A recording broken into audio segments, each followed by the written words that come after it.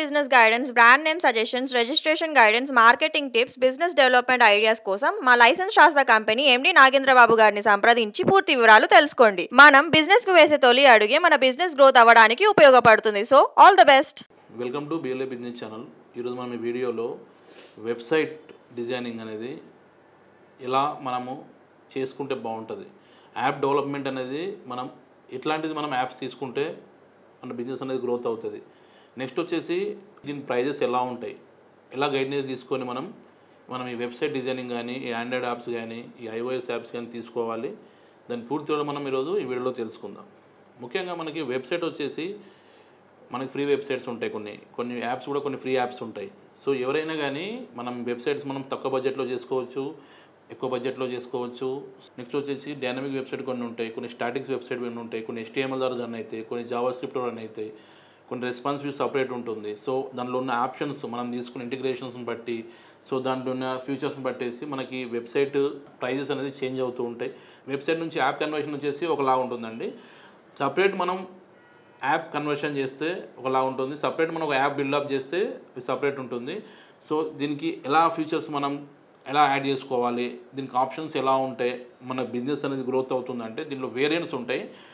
కొంతమంది only business profile వైజ్గా website తీసుకుంటారు. అంటే బిజినెస్ ప్రొఫైల్ అంటే వాళ్ళ company name, address, nature of business, వాళ్ళ కాంటాక్ట్ డీటెయిల్స్, వాళ్ళు ప్రొవైడ్ చేసే సర్వీసెస్, వాళ్ళకి సంబంధించిన ఇమేజెస్, నెక్స్ట్ వచ్చేసి వాళ్ళ లొకేషన్ డీటెయిల్స్, వాళ్ళ ట్రాకింగ్ ఐడీస్, ఇవన్నీ మొత్తం ఒక వెబ్సైట్లో మనం దాంట్లో డీటెయిల్స్ యాడ్ చేయడం జరుగుతుంది.